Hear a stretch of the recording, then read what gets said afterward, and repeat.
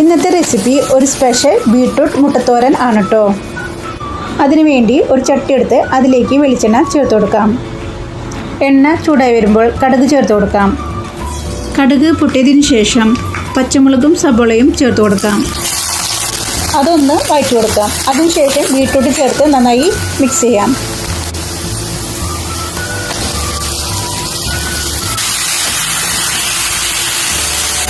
ഇനി 1/2 ടീസ്പൂൺ മുളക് പൊടിയും 1/4 ടീസ്പൂൺ മഞ്ഞൾപ്പൊടിയും 1/2 ടീസ്പൂൺ ഉപ്പും ചേർത്ത് നന്നായി മിക്സ് ചെയ്യാം. ഇനി ബീട്രൂട്ട് വെന്തതിന് ശേഷം ആവശ്യത്തിന് തേങ്ങ ചേർത്ത് കൊടുക്കാം. കറിവേപ്പില ഉണ്ടെങ്കിൽ ചേർത്ത് കൊടുക്കാം.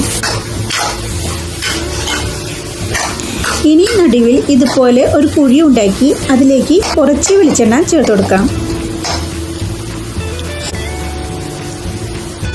അതിനുശേഷം 2 മുട്ട പൊട്ടിച്ചൊഴിക്കുക.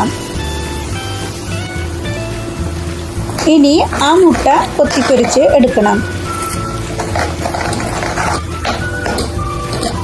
അതിനുശേഷം നന്നായി മിക്സ് ചെയ്യാം.